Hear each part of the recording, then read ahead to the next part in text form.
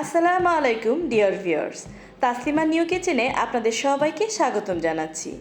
আজকে আপনাদের দেখাবো নোয়াখালীর খুবই জনপ্রিয় সিমের বিচি দিয়ে মুরগির মাংস রান্না। সিমের বিচি শুধু মুরগি দিয়ে নয়, বড় বড় মাছ দিয়ে রান্না করলেও খুব ভালো লাগে।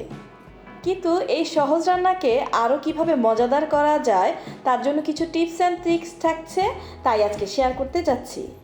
পার্সোনালি সিমের বিচি আমার কাছে খুবই ভালো লাগে।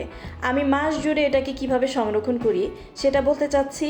একটু গরম পানি দিয়ে কিছুক্ষণ ভিজিয়ে রাখি খোসা ছাড়ানোর পরে, তারপরে ভালো করে ধুয়ে তারপর আমি ডিপে রেখে দিই ঠান্ডা হলে। আর যেটুক আমার ধরেন আবার নামাবো, আবার গরম পানি দিয়ে ধুয়ে তারপরে আমি ইউজ করি। আজকে আমি নিয়েছি আধা কেজি পরিমাণ সিমের বিচি, যা ডিপে ছিল তা ভালো করে গরম পানি দিয়ে ধুয়ে নিচ্ছি। আর নিচ্ছি 1 কেজি পরিমাণ ওজনের কক মুরগি। আপনি ইচ্ছা করে দেশি মুরগিও নিতে পারেন। মুরগির মাংসটাকে আমি ভালো করে কেটে ধুয়ে রেখেছিলাম। চুলায় একটি ফ্রাই প্যান বসিয়ে তাতে আমি 3 টেবিল চামচের মতো সরিষার তেল দিয়ে দিলাম, আর অল্প কম 1 বাটি পেঁয়াজ দিয়ে দিলাম, আর লবণ দিয়ে দিচ্ছি স্বাদ মতো।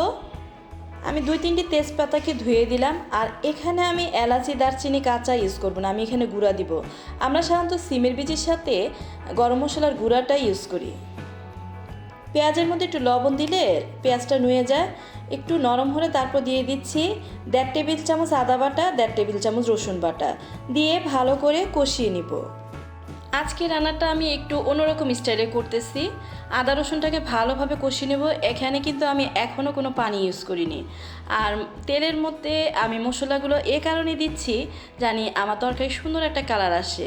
দিয়ে দিচ্ছি 1 টেবিল চামচ হলুদের গুঁড়া দিয়ে ভালো করে কষিয়ে নেব। স্টেপ বাই স্টেপ আমি প্রত্যেকটা মশলা দিব আর কষাবো।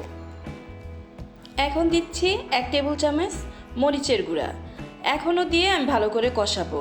1 চামচ দিয়ে দিচ্ছি ধনিয়ার গুঁড়া, 1 চামচ জিরার গুঁড়া দিয়ে এ পর্যায়ে আমি সামান্য একটু পানি দিচ্ছি। হলুদটা আগে দিলে কি তরকারি কালারটা খুব সুন্দর আসে। আমার মতো এভাবে একবার ট্রাই করবেন, আর ট্রিক্সগুলো ফলো করলে কি আপনারও আমার মতো তরকারি কালারটা খুব সুন্দর হবে। এ পর্যায়ে আমি আবারও মশলাগুলোকে ভালো করে কষিয়ে নিয়ে তারপরে মুরগির মাংসটা দিয়ে দিচ্ছি। আর আমার মশলাটা যখন আমি কষাইতেছিলাম তখন কিন্তু আমার আগুনটা লো হিটে ছিল, মিডিয়াম টু লো হিট আর কি। এখন আমি মুরগিটা দিয়েও মিডিয়াম টু লো হিটে রেখে ঢেকে কষাবো। এখন মুরগির থেকে যে একটা পানি উঠবে সেটা দিয়ে আমি মুরগিটাকে প্রায় 5 থেকে 10 মিনিটের মতো একটু কষিয়ে নিব। তারপর আমি একটু পানি ইউজ করব এই কারণে জানি মুরগিটা ভালোভাবে সিদ্ধ হয়, কারণ সিমের বিচি দিয়ে যদি আমি আগেই কষাই সিমের বিচিটা কিন্তু গলে যাবে। তাই এই টিপসটা অবশ্যই ফলো করবেন।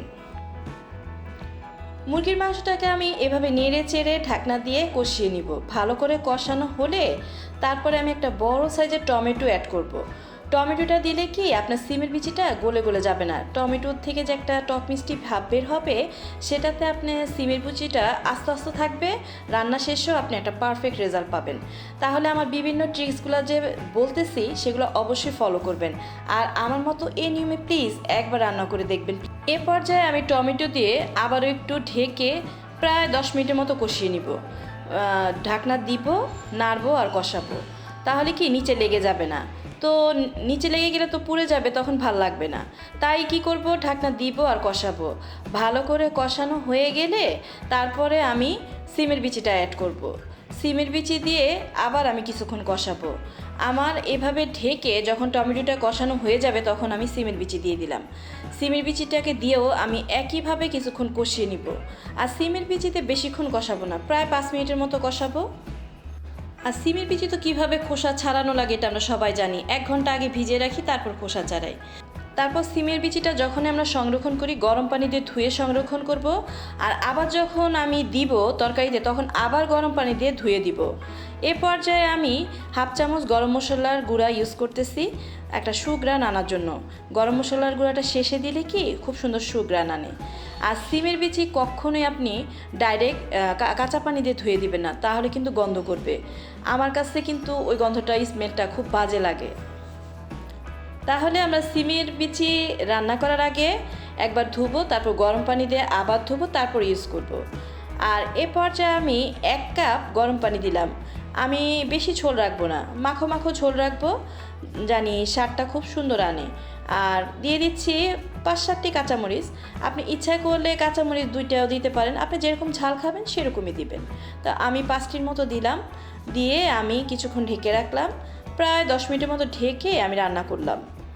10 মিনিট রান্না করার পরে আবার আমি নেড়ে চেড়ে আবার একটু 5 মিনিটের মতো রাখলাম। এর মধ্যে আমার সিমের বিচিটা সিদ্ধ হয়ে যাবে। আর পরিবেশন করতে করতে বাকি এটা মানে প্রসেস হয়ে যাবে। সিমের বিচি এর থেকে বেশি গালালে ভাল লাগে না। আমার সিমের বিচিগুলো কিন্তু গলে গিয়েছে। প্রথম থেকে শেষ পর্যন্ত আমি যতটুকু জানি ঠিক সেভাবে আপনাদের সাথে আমি শেয়ার করলাম। আমি সিমের বিচিটা রান্না করার ক্ষেত্রে যে ধরনের টিপসগুলো দেওয়া দরকার প্রত্যেকটা টিপসই আমি দিলাম।